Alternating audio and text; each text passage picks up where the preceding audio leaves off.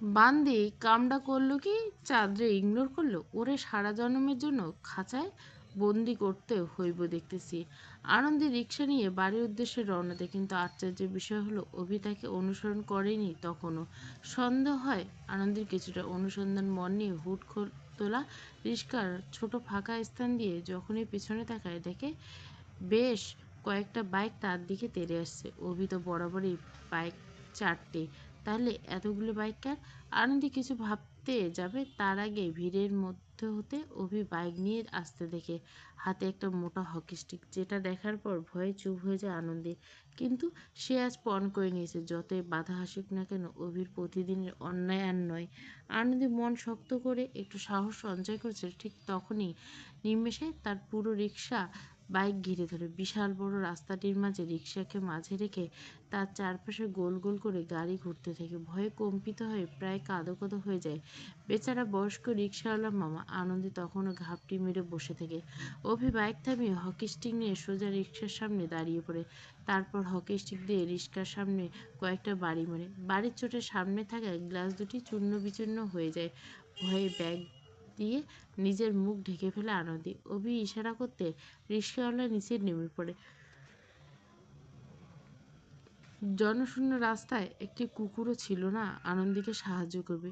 নিজের শক্তি প্রয়োগ করে আনন্দীর হাতে থাকা ব্যাগটি এক টান দিয়ে নিজের দখলে নিয়ে নেয় অভি। কর্কশভাবে বলে, কিরে বান্দি, আমারে চোখে পড়ে না তোর? আমার ব্যাগ দিন। দিতাম না। অভি, ব্যাগ দিন।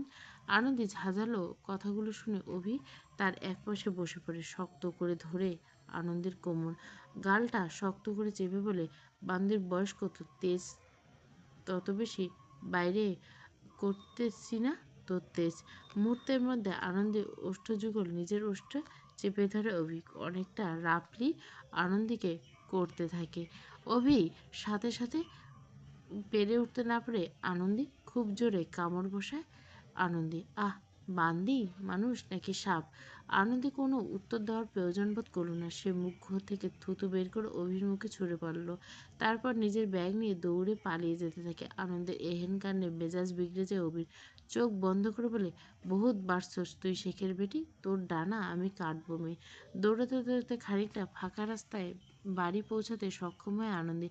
প্রাণ তার যায় যায় অবস্থা, কিন্তু বাড়ির সামনে পা রাখতে থমকে যায় আনন্দী। পুরো উঠোনে মানুষের ভর্তি। অচেনার আগে ফুঁসতে থাকা মুখগুলো একসাথে জড়ো হয়েছে। চারপাশে চিৎকার, গালাগালি আর ভাঙচুর শব্দ, যেন বাতাসটা ভারী হয়ে আসছে। সদর দরজার পাশে ভাঙা ফুলদানি, উল্টে থাকা চেয়ার, কিছুটা সবকিছু এলোমেলো। মনে হচ্ছে কয়েক মুহূর্ত আগে এখানে একটা স্বাভাবিক সংসার ছিল, আর এখন সেটা একদম তছনছ। হঠাৎ ভিড়ের মাঝখান থেকে চিৎকার ভেসে আসছে। কয়েকজন মিলে তার বাবাকে টেনে হিঁচড়ে বাইরে নিয়ে যাচ্ছে। বাবার মুখে অসহায়তা, চোখে ভয় আর লজ্জা মিশ্রিত ছাপ। কিন্তু সেই চোখের আনন্দীকে দেখে যেন এক মুহূর্ত যেন থেমে যায় সময়। ছাড়ুন, আমার স্বামীকে ছাড়ুন। মায়ের কান্না ভেজা গলা কাঁপতে কাঁপতে উঠে আসে। তিনি ছুটে গিয়ে তাদের আটকাতে চান, হাত ধরে টানেন, কিন্তু শক্ত হাতগুলো তাকে ঠেলে সরিয়ে দেয়। তিনি মাটিতে পড়ে যান, তবু হাল ছাড়েন না। আবারও উঠে দাঁড়িয়ে ঝাঁপিয়ে পড়েন। এদিকে সব কিছু দেখে যেন স্তব্ধ হয়ে যায় আনন্দী। তারপর হঠাৎই ছুটে যায় ভিড়ের মধ্যে ঢুকে বাবার দিকে হাত বাড়ায়, বাবা। কিন্তু তার কণ্ঠ যেন হট্টগোলের মাঝে হারিয়ে যায়। কেউ তাকে ধাক্কা দিয়ে সরিয়ে দেয়, কেউ গালাগালি করে। চারিদিকে শুধু বিশৃঙ্খল চিৎকার, ধাক্কাধাক্কি আর বিশৃঙ্খলা। মুহূর্তে পুরো পরিবেশটা এক ভয়ঙ্কর দৃশ্যে পরিণত হয়। একটা পরিবার অসহায় হয়ে দাঁড়িয়ে আছে, তার চারপাশে শুধু রাগ, ক্ষোভ আর নির্মমতা। আনন্দে আবারও ছুটে যায়, চোখে একরাশ ভয় আর জেদ মিশে। ভিড় ঠেলে বাবার কাছে পৌঁছাতে গিয়ে আবারও ধাক্কা খায়। শরীরটা ভারসাম্য হারিয়ে সামনে ঝুঁকে পড়ে। মুহূর্তের জন্য মনে হয় এবার আর বাঁচবে না। ঠিক তখনই একটা শক্ত দৃঢ় হাত তার কবজে আঁকড়ে ধরে, টান দিয়ে তাকে নিজের দিকে টেনে নেয়। আনন্দের নিঃশ্বাস আটকে আছে। কাঁপা কাঁপা চোখে পিছন ফিরে তাকায় সে। অভি তাকে ধরে রেখেছে। তার চোখ দুটো আজ অন্যরকম ঠান্ডা। চোয়াল শক্ত করে দাঁড়িয়ে আছে সে, যেন এতক্ষণে সবকিছু এক মুহূর্তে তার সহ্যের সীমা পেরিয়ে গেছে। আনন্দীকে নিজের পিছনে সরিয়ে দিয়ে অভি সামনে এগিয়ে আসে। তারপর হঠাৎ করে বজ্রের মতো গর্জে ওঠে, লেডিস আছে, চোখ নেই? ধাক্কা দেশ কোন শর্মে। তার কণ্ঠে এমন এক দৃঢ়তা আর কর্তৃত্ব যা মুহূর্তে চারপাশে হট্টগোল থেমে যায়। ভিড়ের লোকগুলো একে অন্যের মুখের দিকে তাকায়, কারণ এই মুখটা তাদের অচেনা না। অভি এখানে নতুন কেউ নয়। এই এলাকার মানুষ জানে সে কে, তার নাম, তার পরিবার, তার ক্ষমতা। কিছুক্ষণ আগে যারা তাণ্ডব চালিয়েছিল তারা এখন একটু একটু করে পিছিয়ে যায়, কারো চোখে দ্বিধা, কারো চোখে ভয়। অভি ধীরে ধীরে সামনে এগিয়ে যায়, তার দৃষ্টি সোজা সেই লোকগুলোর দিকে যারা এখনো আনন্দের বাবাকে ধরে রেখেছে। শেখ পরিবারের যত দেনা আছে আজকে আমি সব মেটাবো, কিন্তু বিনিময়ে সাদা কাগজে সই করতে হবে তাদের। সাদা কাগজে সই করতে হবে, এটা শুনে বেঁকে বসেন আজমল শেখ। এই যুগেও সাদা কাগজে কে স্বাক্ষর করে? কিন্তু চারপাশে হট্টগোল আর লোকলজ্জার ভয়ে সাইন করে দেয়। আনন্দীয় সাইন করতে বাধ্য হয়। এভাবে কিছু সাদা কাগজ ও কিছু লেখা কাগজে তাড়াতাড়ি করে সাইন করতে বাধ্য হয় তারা। সেখানে পুরো বিষয়টি ছিল অভি সাজানো। সেখানেই সেই আবার এসেছিল তাদের রক্ষা করতে। মানুষ বড় বিচিত্র প্রাণী। নিজে তাদের বিপদে ঠেলে দিয়ে আবার নিজে উপকারে হাত বাড়িয়ে দেয়। পেপার সাইন করে জনসম্মুখে অভি বলে, আজ থেকে শেখ পরিবার আমার কেনা। ভরা জনসম্মুখে অভির মুখে এমন কথা শুনে বেশ বিচলিত হয়ে পড়ে আনন্দী। এই যুগে মানুষ কেনা বেচা যায়? তাছাড়া তার বাবাকে এই লাখ লাখ টাকার দেনাতে ফাঁসানো ব্যক্তিটি তো অভি নিজেই। তাহলে সে এমন নাটক করছে কেন? হয়তো তার মাথায় চলছে অন্য কিছু। ভিড়ের মাঝে লোকজন চিরে আনন্দের কাছাকাছি দাঁড়িয়ে তার কানে অভি বলে, I want to sleep with you. মুহূর্তে মুখের নকশা পরিবর্তন হয়ে যায় আনন্দে। একটা মানুষ কতটা পশুতে পরিণত হলে এমন কুরুচিকরপূর্ণ কথা একটা মেয়েকে বলতে পারে। চোখে চশমা নিয়ে ভিড় ঠেলে অভি তার সাংবাদিকদের সাথে নিয়ে বেরিয়ে পড়ে। আনন্দে সেখানে দাঁড়িয়েছিল, তার কানে বারবার একটা কথা আওড়াতে থাকে, I want to sleep with you. ঘৃণায় চোখ বন্ধ করে নিজের কেমন যেন সস্তা মনে হচ্ছে তার। মেয়ে লোকের শরীর কি এতটাই সস্তা? বারবার একটা প্রশ্ন ঘুরপাক খায় আনন্দের মন জুড়ে। অভি কি আদৌ মানুষ, নাকি মানুষরূপী জানোয়ার? পূর্বের আকাশ যখন সূর্য অস্ত যাওয়ার জন্য প্রস্তুতি নিচ্ছিল, ঠিক তখনই আনন্দের ফোনে অভির টেক্সট আসে। বই পুস্তক সামনে রেখে ফোনটা হাতে নেয় আনন্দী। এখন তো আর অভির কেনা গোলাম, অভি ফোন দিলেই তো ধরতে হবে। বেশ বিরক্ত নিয়ে টেক্সট ওপেন করে আনন্দী। ওপেন করতেই দেখে অভি একটা ছবির সাথে এক বাক্যে টেক্সট পাঠিয়েছে, কাল পাশা খেলবোর্ডের সামনে লাল ড্রেস পরে আসিস বান্দি। রাগে শরীর তিরতির করে আনন্দে ফোনটা দূরে ছুঁড়ে মারে। পরক্ষণে তার জানলা দিয়ে কিছু একটা উড়ে এসে মেঝেতে পড়ে। কৌতূহলবশত আনন্দে কী জিনিস সেটা দেখতে গেলে দেখে একটা বলের মতো কেটে একটা কাগজের টুকরো। আনন্দে বলটি হাতে নিয়ে কাগজ মেলে দেখে একটা ছবি, যেখানে সেই দিনের ছবি তার বাবাকে সেদিন জনসম্মুখে অপমান করা ছিল। আনন্দের দু চোখ বেয়ে অশ্রু ঝরে পড়ে। ঠিক তখনই তার ফোন বেজে ওঠে। বিছানায় এক কোণে পড়ে থাকা ফোনটি হাতে নিতে দেখে অভির কল। তাড়াতাড়ি করে রিসিভ করে আনন্দে। ফোন রিসিভ করতে অভি বলে, গিফট পছন্দ হয়েছে বান্দি, নাকি আরও লাগবে? ঘৃণায় দাঁত পিষে আনন্দে, কি চাই আপনার? তোকে? এটা এটা সম্ভব নয়। তাহলে আবারও বাপেরে মাইর খাইতে দেখবি নাকি? আনন্দে মুখের নকশা বদলে যায়। আনন্দীর বাবা বলতে আনন্দে অন্ধ। তার জীবনের সব থেকে কাছের লোক হচ্ছে তার বাবা। ছোটবেলায় যেখানে মায়েরা মেয়েদের হাত ধরে স্কুল নিয়ে যায়, সেখানে আনন্দী বাবা তাকে নিয়ে গেছিল। আনন্দের স্কুল ড্রেস থেকে শুরু করে তার মাথার ক্লিপ অবধি তার বাবার পছন্দের। আনন্দের পুরো জগৎ জুড়ে রয়েছে তার বাবা, কিন্তু আজ সেই বাবা তার জন্য মার খেতে খেতে গেল। এতগুলো লোকের সামনে তাকে অপদস্থ হতে হলো। বাবার করুণ চাহনি এখনো চোখের সামনে ভেসে ওঠে তার। কতটা কষ্ট পাচ্ছে তার বাবা এতগুলো বছর ধরে। চোখ বন্ধ করে আনন্দে বলে উঠল, আমি রাজি।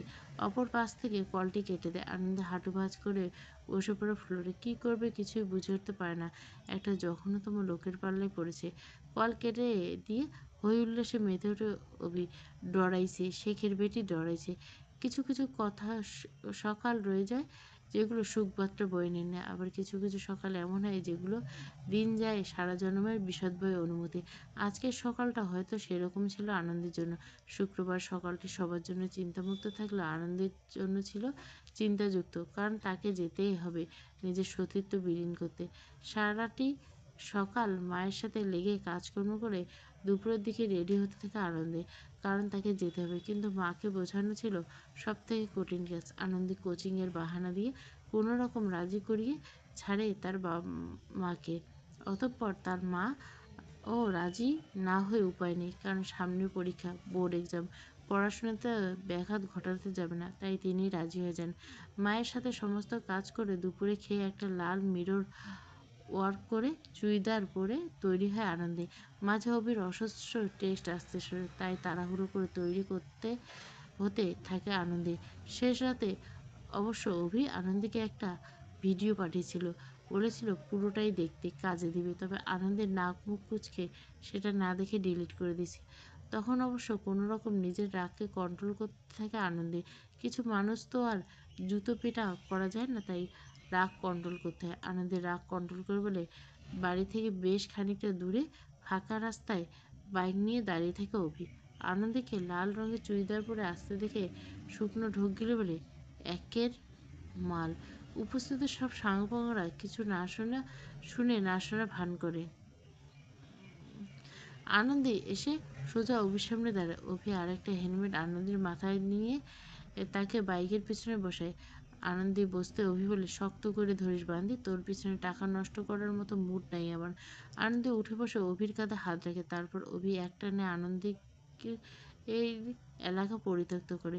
শুক্রবার দুপুরবেলা মোটামুটি ফাঁকাই ছিল, তার উপর অভির বাড়িটা ছিল জনবসতি থেকে দূরে, যার ফলে সেখানে আরও জনমানব শূন্য হয়ে পড়ে। পুরান ঢাকার অলিগলি পেরিয়ে অভি নিজের পুরনো দোতলার বাড়ির সামনে গিয়ে বাইক দাঁড় করে।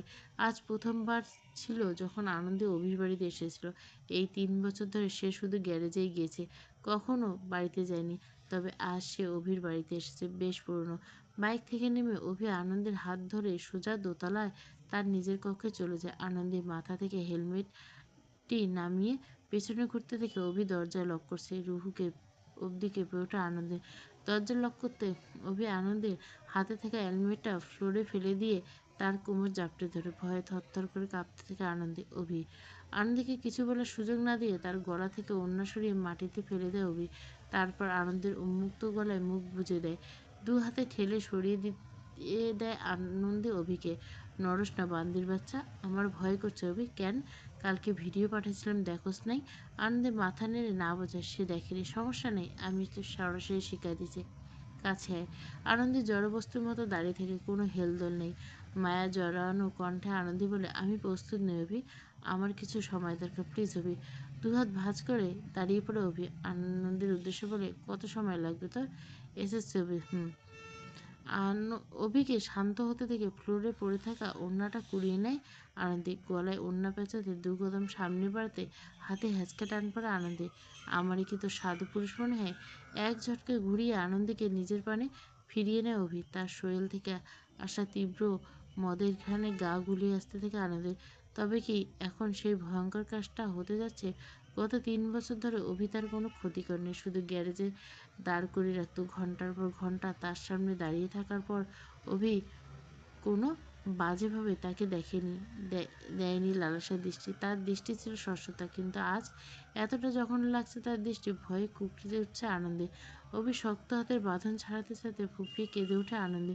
কিন্তু অভির কোনো হেলদোল নেই, সে তো আজ পাশা খেলায় মেতে রয়েছে। আনন্দের গলায় নাক ঘষতে ঘষতে অভি বলে, চোখের সামনে বড় হয়ে গেলি তুই, আর আমি টেরই পেলাম না, ভেরি দুঃখজনক। অভির তীব্র দাঁতের দংশনগুলো অনুভব করতে থেকে আনন্দে। পাতলা চামড়ায় বেশ জোরে ব্যথা লাগছিল তার। একটু সাহস যোগে আনন্দে বলে, সেদিন আপনি যে কাগজটা সই করলেন ওটা কি বিয়ের কাগজ ছিল? আনন্দের এহেন কথা শুনে তাকে ছেড়ে দিয়ে খুব জোরে জোরে হাসতে থাকে অভি। তার হাসির প্রতিটা রেখা বলে দিচ্ছিল আনন্দের ধারণা সম্পূর্ণ ভুল। অভি কোনো বিয়েটিই করেনি তাকে, কিন্তু কোথাও যেন একটা আশা এখনো জীবিত রয়েছে আনন্দের মনে। কিন্তু তাকে সম্পূর্ণ ভুল প্রমাণ করে অভি বলে ওঠে, উপন্যাস একটু কম পড়স বোন, আমি কেন হাঁটুর বয়সী ছেলেরে বিয়ে করতে দেবো, তাও নিজের জাত শত্রুরে? অভির কর্কশ কথাগুলো শুনে বুক ভারী হয়ে আসে আনন্দে। দ্রুত পায়ে দরজার দিকে ছুটে চলে যায়, কিন্তু দুর্ভাগ্যবশত দরজা খোলার আগে অভি ধরে ফেলে। এত দৌড়াস না বান্দি, হাঁপায় যেমন, কাজ শুরু করার আগে শেষ হইব, চুপচাপ থাক। আজ যদি আপনার বোনের সাথে কেউ এমন করতো তখন কি করতেন আপনি? ভালো ছিল, কিন্তু কাজে দিল না। তোর ইমোশনাল ডায়লগ নিজের কাছে রাখ বান্দি, অতে আমি ভুলতেছি না। আনন্দের কোমর ধরে তাকে আলগা করে তুলে বিছানায় ছুঁড়ে মারে অভি। ভয়ে পিছিয়ে যেতে থেকে আনন্দে। অভি প্লিজ না। আমারে কি সাধুপুরুষ মনে হয়? অভির চোখ মুখ স্পষ্ট লাল, শরীর হতে বস্ত্র খুলে আনন্দের দিকে এগিয়ে যেতে থাকে। বিছানায় একপাশে একদম গুটিসুটি হয়ে বসে থাকে আনন্দী। তার পায়ের পাতা ধরে টেনে নিজের আয়ত্তে নিয়ে আসে অভি। শরীরের সমস্ত ভার ছেড়ে দিয়ে একদম চেপে ধরে আনন্দীকে। অভি প্লিজ না। তোর রিকোয়েস্ট রাখতে না পারার জন্য আন্তরিকভাবে দুঃখিত শেখের বেটি। আনন্দের গলা হতে আবারও ওড়নাটা ফেলে দেয় অভি। নিজের শরীরের সমস্ত বল খাটিয়ে আনন্দীকে করে ফেলে। আনন্দে প্রাণপণ চেষ্টা করছে অভিকে থামানোর, চট থাপ্পড় সবকিছু কাজে লাগে অভির শরীরে, কিন্তু কোনো কাজ হয় না। এক পর্যায়ে পরাজিত হয়। 2 ঘন্টার ব্যবধানে নিজের সব থেকে বড় সম্পদ হারিয়ে ফেলে আনন্দী। একদম পাথরের মূর্তির মতো এক কোণে চুপ করে বসে থাকে সে। অভি উল্টো পাশ ফিরে শুয়ে শুয়ে ফোন টিপতে থাকে। কিছুক্ষণ আগে সে একটা মস্ত বড় অন্যায় করলো, সেদিকে কোনো খেয়াল নেই। থেকে থেকে আনন্দের কান্নার আওয়াজ চওড়া হতে থাকে। ধ্যান ভাঙে অভির। পাশ ফিরে বলে, তোর মান সম্মান কিছুই নেই রে আনন্দেই, বাইচে থেকে কি করবি? পকেট থেকে 120 টাকার বিষ কিনে খা যা। খানিকটা তাচ্ছিল্যের সহিত আনন্দীকে অপমান করতে থাকে অভি। তার কথার বেগ এতটাই তীব্র যে আনন্দী না পারছে তার মুখের উপর থুতু মারে। চোখ বন্ধ করে ফেলে আনন্দী। নিমেষে এক হাতে টান দিয়ে আনন্দের উপর চড়া হয় সে। হাত দুখানা শক্ত করে চেপে পড়ে। পুরো দেশ আমারে নিয়ে হাসছিল, জুতার মালা গালাই ছিল আমার, সেই তুলনায় তোর লাগে তো কিছুই করিনি বান্দির বাচ্চা। তোরে হাঁটার মতো অবস্থাতেও না রাখতে পারি, দেখতে চাস? ঘৃণা অন্যত্র মুখ ফিরিয়ে নেয় আনন্দী। কান্নার চোটে পুরো বদনখানা কম্পিত হতে থাকে তার।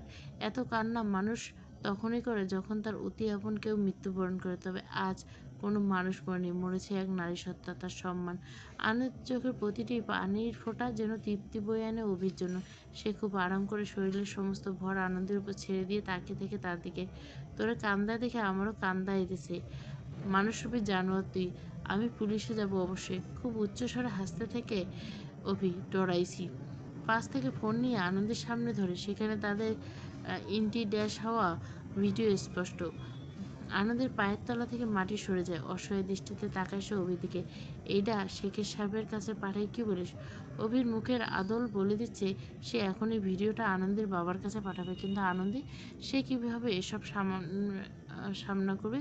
অভির দিকে বড় বড় দৃষ্টি করে তাকিয়ে থেকে। বাপের যেটুকু ইজ্জত বাইচে আছে তা খোয়াতে না না চাইলে প্রতিদিন আমার ঘরে আসবি, না হলে। মুখ থেকে কোনো কথা বের হয় না আনন্দী। তার একুল ওকুল দোকুলে শেষ। বিয়ের আগে একটা পরপুরুষের সাথে জিনাতে লিপ্ত হয় মেয়ের এমনিতে জীবন বলতে কিছু থাকে না। আনন্দী মুখ থেকে চুলগুলো সরিয়ে অভি বলে, যা বাড়ি যা, অনেক মেহনত গেছে আমার, একটু আরাম করে শট ওঠ। একপাশ হয়ে শুয়ে থাকে অভি এবং ফোন নিয়ে বারবার ভিডিওটা দেখতে থাকে। সাউন্ড এতটাই জোরে ছিল যে আনন্দী তার আর্তনাদ স্পষ্ট শুনতে পায়। কোনোরকম উঠে ফ্রেশ হয়ে নেয় আনন্দী। জামা কাপড় পরে কাঁধে ব্যাগ তুলে বের হতে যাবে, ঠিক তখনই অভির ডাক পড়ে। পিছন ফিরে বেরোয়। আনমোড়া দিয়ে উঠে পকেট থেকে একটা মেডিসিন বের কর আনন্দীর হাতে ধরিয়ে দেয়। বাপ ছাড়া বাচ্চা হলে যাও উপাধি পাবো, বাসায় গিয়ে গিলিস। মেডিসিনটা শক্ত করে ধরে অভির রুম থেকে বেরিয়ে পড়ে আনন্দী। দ্রুত পায়ে রুম থেকে নামতে গিয়ে সিঁড়ির এক মেয়ে লোকের সামনে ধাক্কা খায় সে। সামনাসামনি তাকাতেই সামনে থাকা মেয়েটির কপাল কুঁচকে তাকায় আনন্দের দিকে। পা থেকে মাথা পর্যন্ত পরক করে থাকে তার। আনন্দে ভীষণ আনইজি ফিল হয়। একটা মেয়ে মানুষ তাকে এমনভাবে যেন গিলে খাচ্ছে। তার মুখের ভঙ্গিমা বলে দিচ্ছে আনন্দীকে কাচ্চা চিবিয়ে খাবে।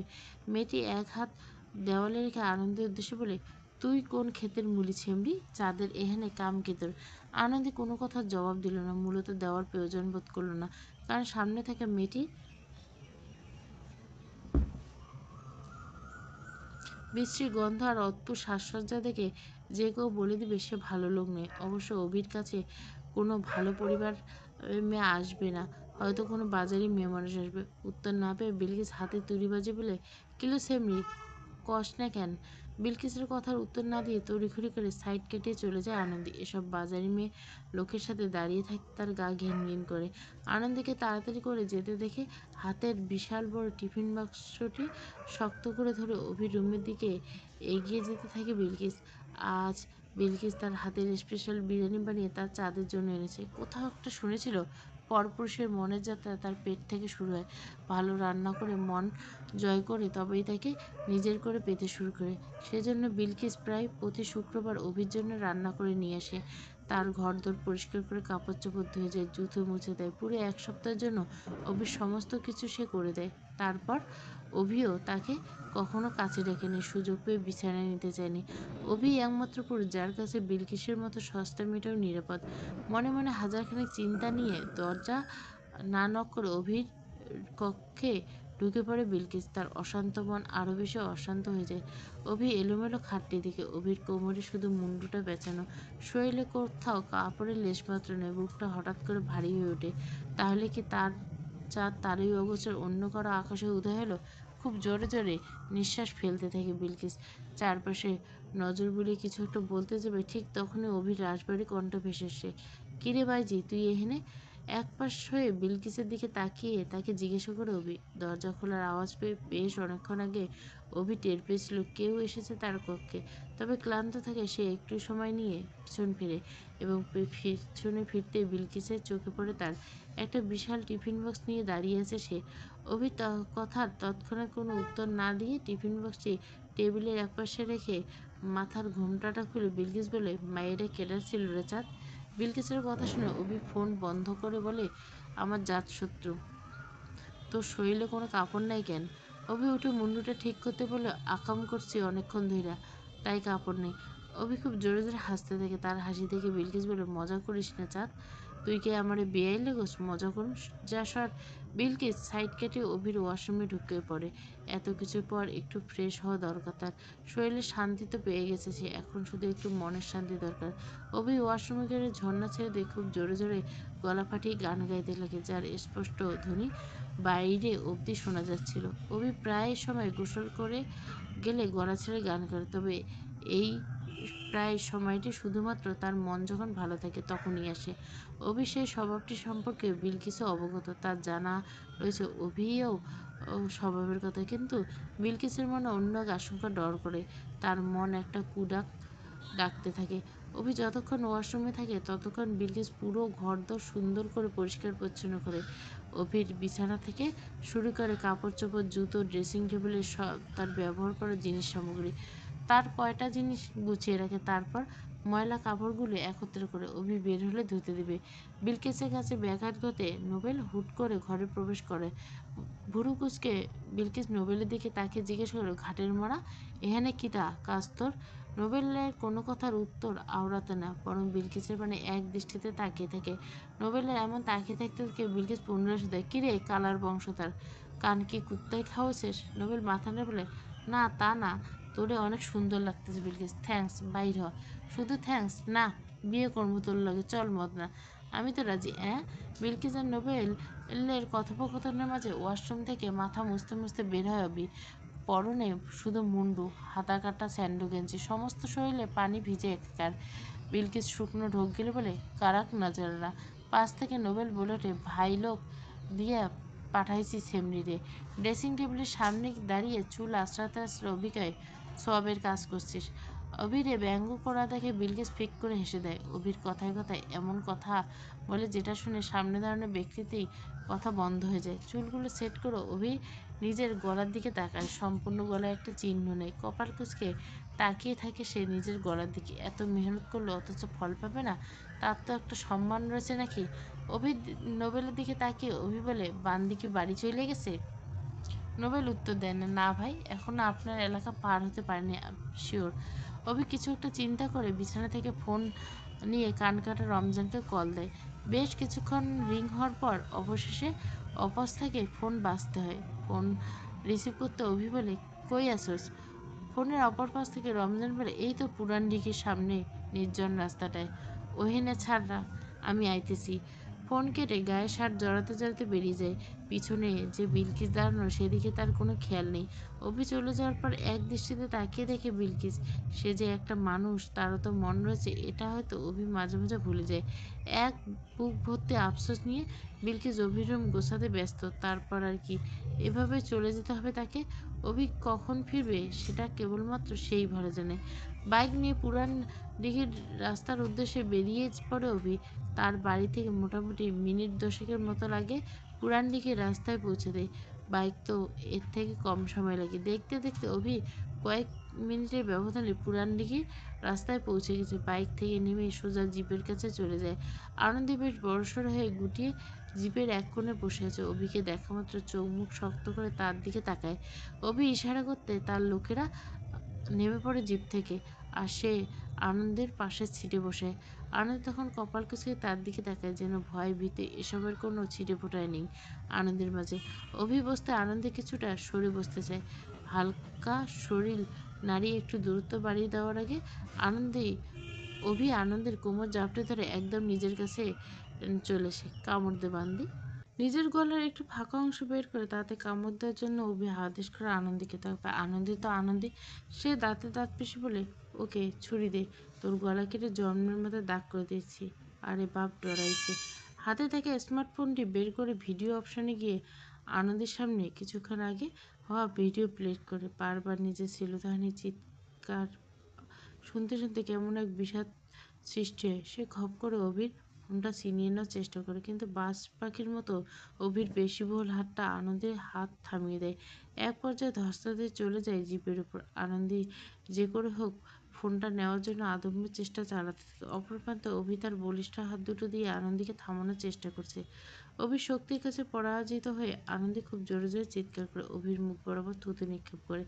মানুষ যখন অধিক শোকে কাতর হয়ে পাগলামি শুরু করে, নিজের বিবেকবুদ্ধি লোপ পায়। আনন্দী ঠিক সেই পর্যায়ে গেছে। সে নিজের বিবেকবুদ্ধি লোপ পাইছে, খানিকটা পাগলের মতো পাগলামি শুরু করছে। অভি শক্ত হাতে আনন্দীকে জাপটে করে এবং চোখ মুখ বন্ধ করে। তার মুখে এখনো আনন্দের থুতু অবস্থিত হয়েছে, তবু কোনো প্রকার প্রতিক্রিয়া দেখায় না। খুব শান্ত কণ্ঠে অভি আনন্দীকে বলল, ভিডিওটা তোর বাবার কাছে পাঠাই। অভির এমন ঠান্ডা কণ্ঠে ভয়ঙ্কর বাণী শুনে রুহু কেঁপে ওঠে আনন্দে। সঙ্গে সঙ্গে সোজা হয়ে বসে অভির দিকে তাকায়, মুখে কেবল অসহায়তার ছায়া। আচ্ছা, একবার ভেবে দেখুন, কিছুক্ষণ আগে আপনার সম্মান হারল, সহজ ভাষায় বলতে গেলে, আর সেই গাড়ি আপনার সামনে সুস্থ সবল বসে আছে, আপনাকে ভিডিও করে ব্ল্যাকমেল করছে। তাহলে আপনার অনুভূতিটা কী হতো? রাখতে পারতেন নিজে খেটে? মনে হতো না পুলিশে যাই মিডিয়ায় ছড়িয়ে দিয়ে? আনন্দের মতো কম বয়সী মেয়ের সম্মান পরিবারের ভয়ে পুলিশে ছেড়ে যায় না, যার ফলে অভির মতো ছেলেরা রেড ফ্ল্যাগ নিয়ে ফ্রিতে ঘোরাফেরা করে। আনন্দের মতো মেয়েরা দিনের পর দিন এসবের শিকার হয়ে যায়। তার উপর যদি বলা হয় পরিবারকে ভিডিও দেখে, তখন তো পায়ের নিচের মাটি সরে যায়। একবার ভাবুন, আপনার বাবা আপনার সম্মানহানি ভিডিও দেখছে, লজ্জায় তার মুখ আর চোখের দিকে তখন আনন্দের মুখে অসহায়ত্বের মুখশ্রী দেখে অভির মুখে দুষ্ট হাসি খেলে গেল। সে আনন্দের ঠোঁট ছেলেকে বললে, আমার যখন মাথা গরম হইবে তোরে লাগবো, চুপচাপ চলে আসবি, না হলে তোর সাউন্ড সহ ভিডিও পোস্ট হবে। অভির কথাগুলো শুনে আনন্দে কান অবধি গেল না, তবে সে কিছুই শুনতে পেল না। চোখের সামনে সবকিছু আবছা আবছা হতে শুরু করলো। ঢলে পড়লো আনন্দে অভির প্রশস্ত বুকে। আনন্দের মাথায় হাত বুলাতে বুলাতে অভি বলল, জুতার মালা গলায় ছিল আমার নিজের প্রথম পেজে, সেটার সামনে তোর এই অবস্থায় কিছুই না রে বান্দি। দিন যাক, দেখবি আরো কত কি হয়। অভি চোখের সামনে ভেসে ওঠে 2022 সালের দিনটির কথা। তার গলায় ছিল জুতোর মালা। পুরো হসপিটাল ভর্তি ভিড়, মুখে কালির ছাপ, পুলিশের ভ্যান, ছুটে আসা চর থাপ্পড়, লোকদের গালাগালি, সাংবাদিকরা। নিউরোলজি ডিপার্টমেন্টের সেই ছেঁড়া ছাত্রটি তো সেই দিনে হারিয়ে যায়। এত কিছুর মাঝে অভির চোখ শুধু আনন্দীকে দেখতে পায়। তার মুখে কোনো ভয়ভীতি ছিল না, শুধু ছিল আনন্দের দিকে এক তীর্যক হাসি দিয়ে তাকিয়ে থাকা। ভয়ে আনন্দী তার মাকে জড়িয়ে ধরে। সেই দিন রাতে অবশ্য অভি ছাড়া পেয়ে যায়, কিন্তু তারপর থেকে শুরু হয় আনন্দের উপর অত্যাচার। পানির ঝাপটা চক্ষু মুখে পড়তে নিভু নিভু করে চোখ খুলতে আনন্দে, হুট করে আলোর রশ্মিগুলো চোখে পড়তে চোখ বন্ধ করে ফেলে। কোলাহল কানে আসছিল ঠিকই, কিন্তু সম্পূর্ণ চোখ খুলে তা দেখার মতো শক্তি তখনও সঞ্চয় আনন্দে। চোখ কষলে একটু একটু করে তাকায় আনন্দে। সামনে বাবা মা আর কলোনি কয়েকজন আন্টি কাকিরা রয়েছে। প্রত্যেকের আকর্ষণের কেন্দ্রবিন্দু এখন সেভ আনন্দে। নিজেকে নিজের স্বয়ং কক্ষে আবিষ্কার করে পুরো পরিস্থিতি বোঝার চেষ্টা চালিয়ে যায়, কিন্তু মনের মধ্যে একটা ভয় ও শঙ্কা তখন বিদ্যমান। তার বাবা এসব কিভাবে জেনে গেল? কিভাবে মুখ দেখাবে সে তার বাবাকে? তার বাবাই কিভাবে সমাজে মুখ দেখাবে? শত শঙ্কা শঙ্করের মাঝে আনন্দের মা বলে ওঠে, শরীর কি ভালো লাগছে আনন্দী? আনন্দী কোনো উত্তর না দেয়, বরং মাথা দুবার উচনিচ করে ঝাঁকালো। তার মা আবারও বললো, এভাবে না খেয়ে চলাফেরা করবি না। আর স্নেহা না থেকে কে ধরলো? রাস্তায় পড়ে থাকতে স্নেহার নাম শুনতে শরীরে অদ্ভুত শিহরণ খেয়ে গেল আনন্দের।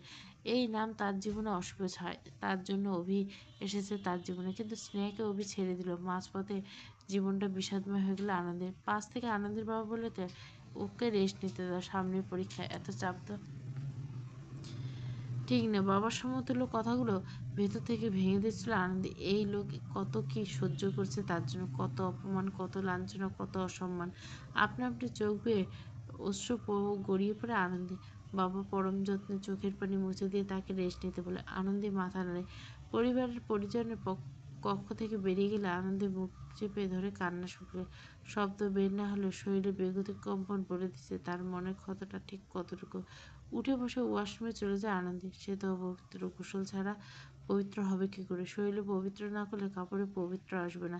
ঝর্নার পাড়ে ছেড়ে দিয়ে অভির স্পর্শগুলো ধুতে ব্যস্ত থেকে আনন্দে হুট করে সামনে থাকা মিররের দিকে চাচ্ছে। কিন্তু আশ্চর্য বিষয় হলো আনন্দী সে আয়নাতে নিজের প্রতিবিম্ব দেখতে পেল না, বরং তার সাথে হয়ে যাওয়া ঘটনাগুলো বারবার চোখের সামনে রিপিট হতে থাকে।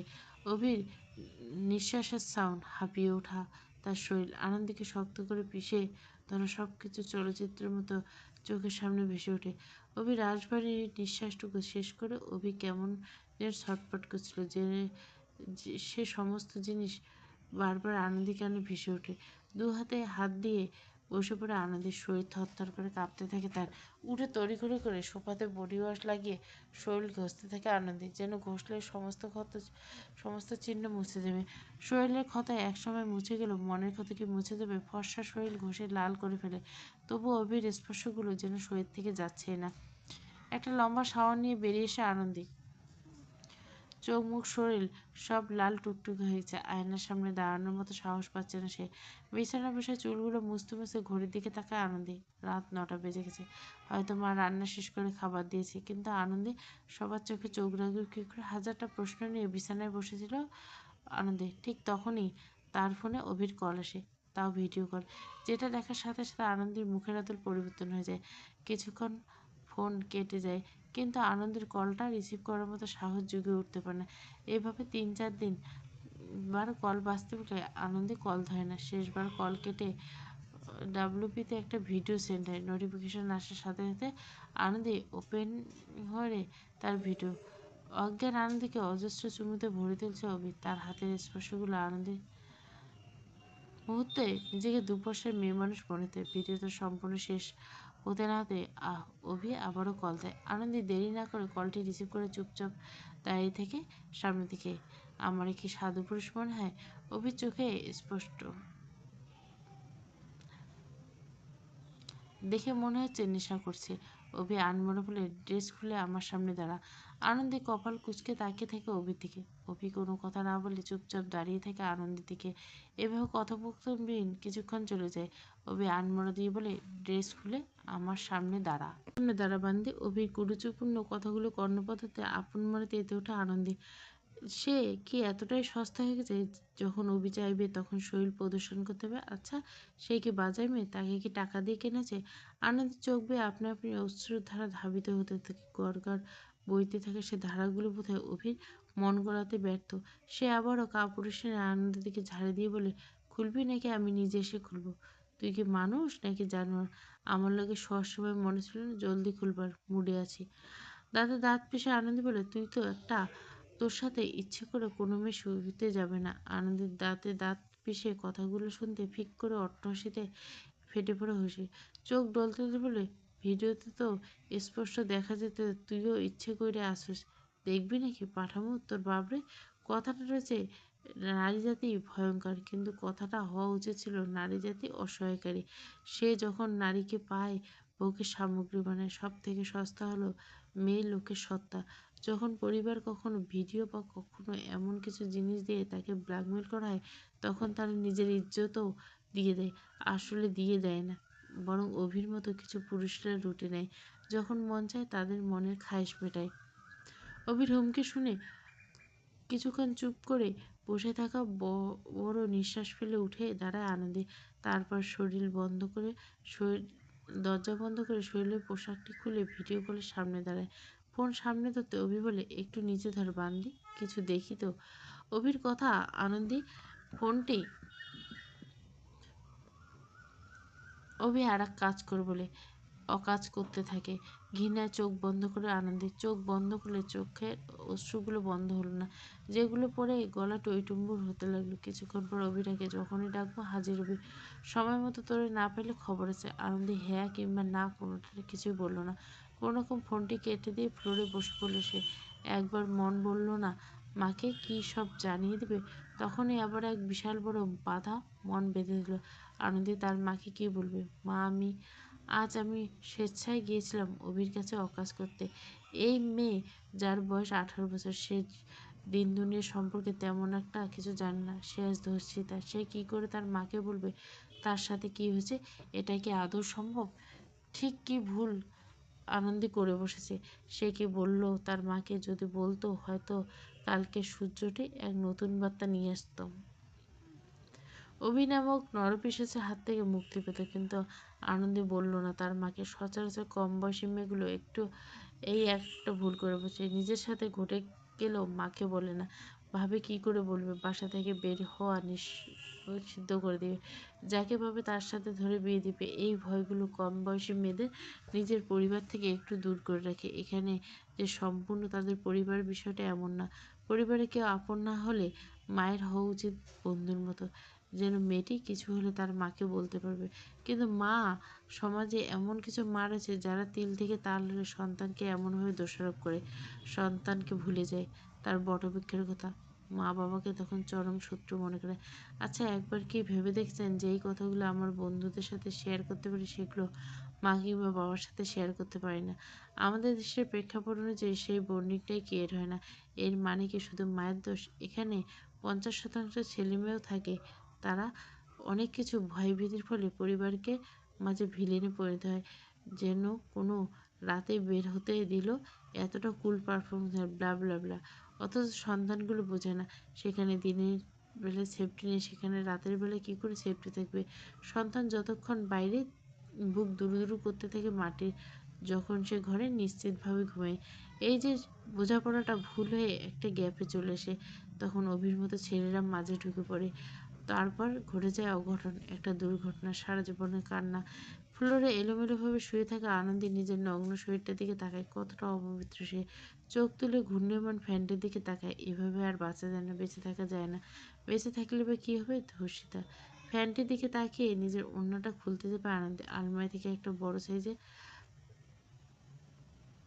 ফ্যানের দিকে তাকায়। তারপর পড়ার টেবিলের চেয়ারটা একটু বিছানার উপর উঁচু করে খুব সাহস নিয়ে চেয়ারের উপর দাঁড়িয়ে পড়ে আনন্দী। ফ্যানের সাথে ওড়নাটা বেঁধে দিবে, তার আগে দরজার ওপাশ থেকে ভেসে আসে খুব ভালোবেসে সে আনন্দীকে ডাকে, মা আন্দু, তোর মা খাবার গরম করে দিয়েছে, জলদি বেরা, আমার খুব খিদে পেয়েছে।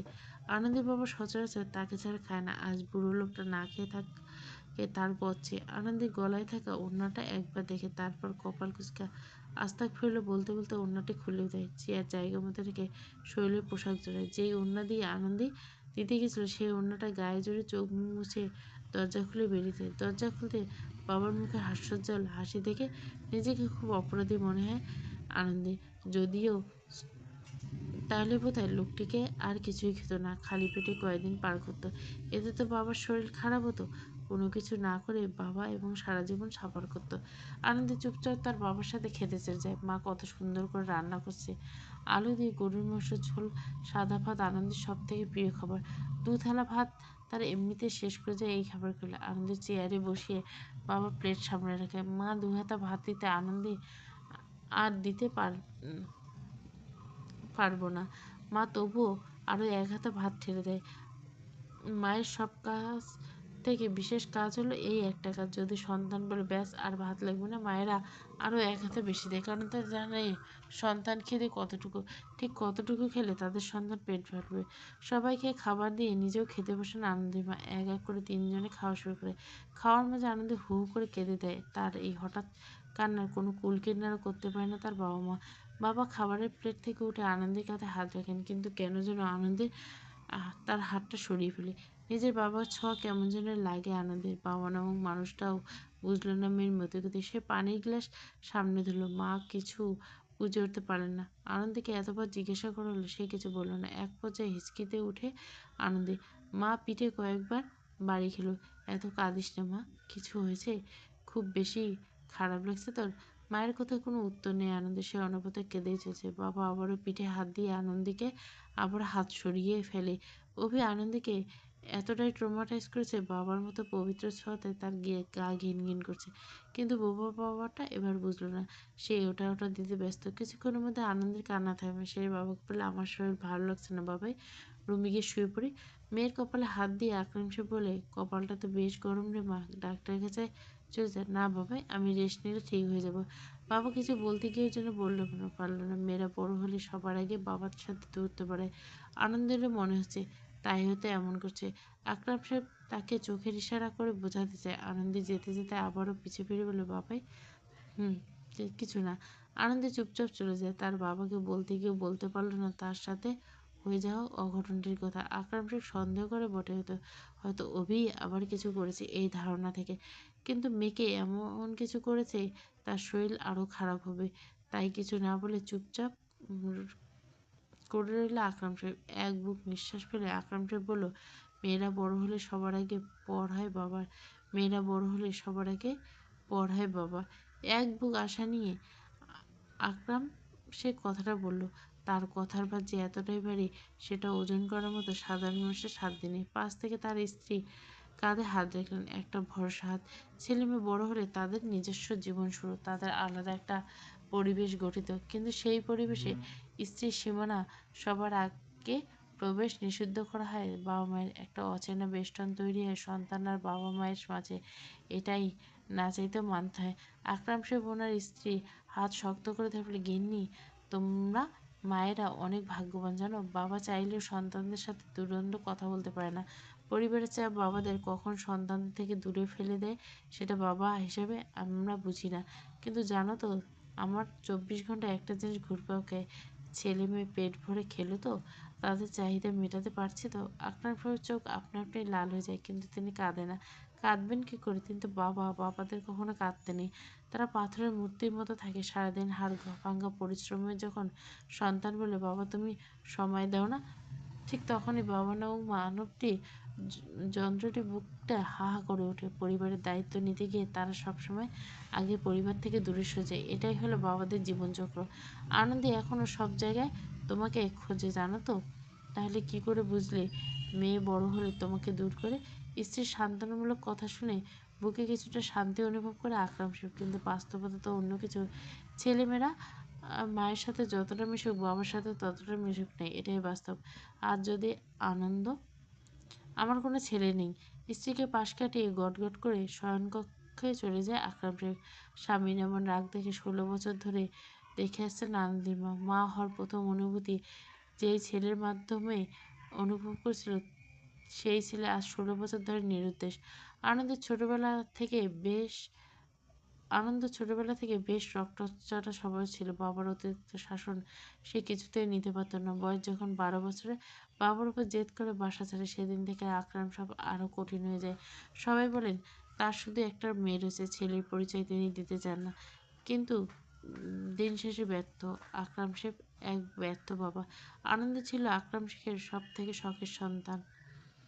প্রথম বাবা ডাক তিনি শুনেছিলেন আনন্দর মুখ থেকে। হসপিটালের করিডোরে প্রায় সারা রাত দাঁড়িয়ে দাঁড়িয়ে আনন্দকে নিয়ে দাঁড়িয়ে থাকতেন আকরাম সাহেব। প্রেমের বিয়ের ফলে পরিবার পরিজন বহু বছর আগে তাদের ত্যাগ করেছেন, যার ফলে স্ত্রীকে নিয়ে একাই দিন পার করতেন তিনি। আকরাম শেখের সব থেকে সুখের দিন ছিল যখন তিনি জানতে পারেন কেউ একজন তাকে বাবা ডাকটি ডাকার জন্য এসেছে। 9 মাস স্ত্রীর সেবা যত্ন করতে থাকেন আকরাম সাহেব। ডেলিভারির সময় একদম মহিলা মানুষের মতো সব কিছু করেন। আর্থিক অবস্থা ততটা ভালো না হলেও সরকারি হসপিটালে হয় আনন্দ। স্ত্রীকে রাতে ঘুমাতে দিয়ে সারা রাত আনন্দকে নিয়ে হাঁটাহাঁটি করেন। ছোট ছোট মানুষ একটু থামলেই কেঁদে দেয়। সচরাচর বাচ্চারা নাকি হওয়ার পর ঘুমায় বেশি। কিন্তু আকরাম সাহেব এই ধারণা পুরোপুরি ভুল প্রমাণ করেছে আনন্দ।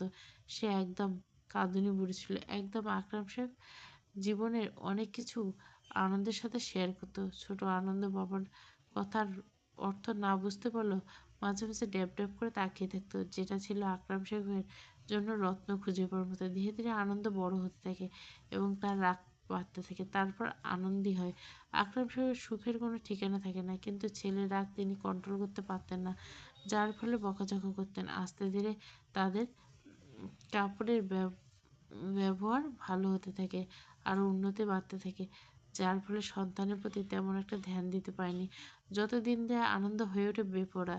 এরপর একদিন একজনের মাথা ফাটিয়ে বাড়ি চলে আসে। আকরাম সাহেব খুব জোরে চর বসিয়ে দেন ছেলের গায়ে, যার ফলস্বরূপ সেটা তা আনন্দ কোথায় যায়। থানা পুলিশ এত খোঁজাখুঁজি করে কোনো লাভ হয়নি, পাওয়া যায়নি আনন্দকে। পুলিশ যতবার অজ্ঞাত নামার কোনো লাশ পেয়েছে, আকরাম সাহেব সেখানে চলে যায় যদি ছেলের লাশ পাওয়া যায়। এভাবে দিনের পর দিন আকরাম সাহেব এখানে ওখানে বেরিয়েছে। কোনো হারিয়ে যাওয়া শিশু পাওয়া গেছে খবরটা আকরাম সাহেবের কান অবধি গেলে তিনি চলে যেতেন, কিন্তু আফসোস, ছেলেকে তিনি খুঁজে পাননি। বুকে এক বুক চাপা কষ্ট নিয়ে ঘুরে বেড়ান। ছেলের সমস্ত জামাকাপড় খুব যত্ন করে রেখে দেন আকরাম সাহেব, যদি ছেলে বাড়ি ফিরে সেই আসে। এরপর কি প্রতি মাসে একবার হলো ছেলের ঘর পরিষ্কার করা, কাপড়গুলো ধুয়ে যত্নে রাখা, কিন্তু ছেলেটি আর এলো না। আকরাম সাহেব মাঝে মাঝে ভাবে, সে যদি সেদিন না মারতো, ভালোভাবে বোঝাতো, আর ছেলেটি 26 বছর হতো। না মারতো, ছেলেটি ভালো মতো বোঝাতো, আর ছেলেটি 26 বছর হতো। বিয়ের কথা চিন্তা করতো, কিন্তু নেই, ছেলে নেই। হাক আর বাবাদের কষ্ট দেখানো যায় না, তাই আমরাও দেখি না। রুমে এসে লাইট বন্ধ করে বিছানায় চুপচাপ শুয়েছে আনন্দের। শরীরটা ব্যথায় জর্জরিত, ছোট্ট শরীরটা অভি খামচে খামচে খেয়েছে। চোখ বন্ধ করে ঘুমানোর চেষ্টা করছে আনন্দে, কিন্তু চোখ বন্ধ করতে অভির সেই রূপটা চোখের সামনে ভেসে বেড়ায়। অভির ছোঁয়া, অভির নিঃশ্বাস, প্রতিটি জিনিস আনন্দ সূক্ষ্মভাবে অনুভব করে। আর তার চোখ কেমন ভেজে ওঠে আনন্দে। এ কেমন যন্ত্রণা! উঠে বসে জোরে জোরে নিঃশ্বাস নিতে থাকে। হঠাৎ করে তার চোখের সামনে ভেসে ওঠে 2022 সালের সেই ঘটনার অতীত। সময় বড়ই অদ্ভুত জিনিস, কখনো কারো পক্ষে আবার কখনো কারো বিপক্ষে। আজকের সময়টা যেন হবু ডাক্তার অভি ফার্সির বিপক্ষে। প্র্যাকটিস চলাকালীন সময় সবাই বলতো অভি একদিন দেশের নাম উজ্জ্বল করবে। একটি এতিম ছেলে, যার না ছিল বাবা মা, না ছিল কোনো পরিচয়। এতিমখানা থেকে বড় হয় অভি। সেখানে কোনো সরকারি সুযোগ সুবিধাতে পড়াশুনো করে বেশ ভালো গতিতে এগোয়। পড়াশোনায় খুব বেশি ভালো হয়। এতিমখানার বড় স্যার অভিকে এইচএসসি অবধি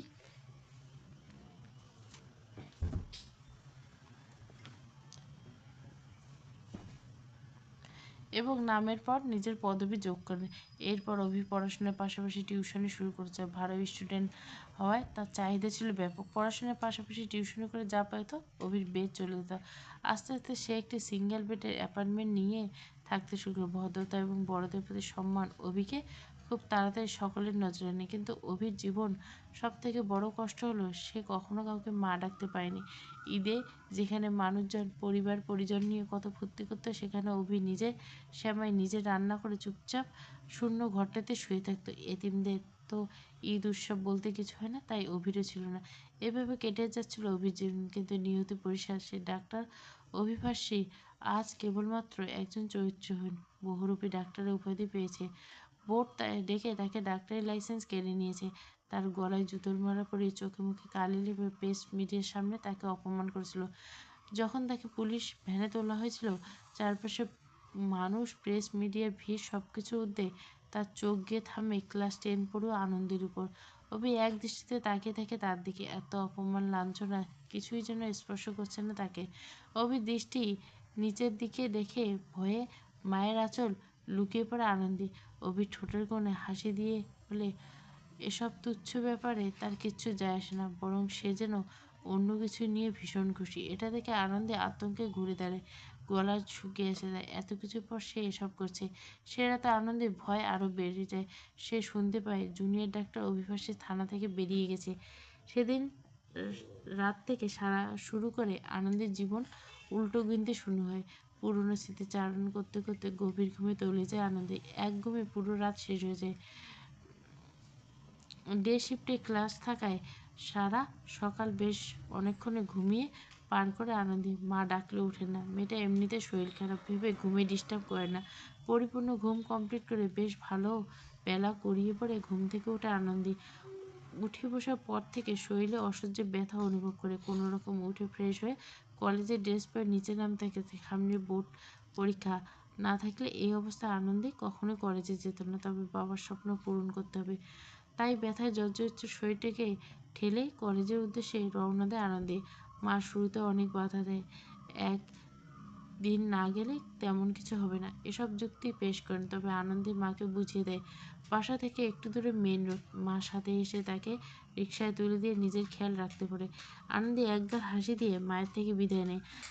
আঁকাবাঁকা রাস্তায় রিকশার ঝাঁকুনি আনন্দীর ব্যথা যেন কয়েক গুণ বেড়ে যায়। তবু তাতে দাঁত চেপে চুপচাপ বসে থাকে, মনের সাথে হিসাব কষাকষিতে ব্যস্ত আনন্দী। আনন্দের ধ্যান ভাঙে হঠাৎ রিকশা থেমে যায়।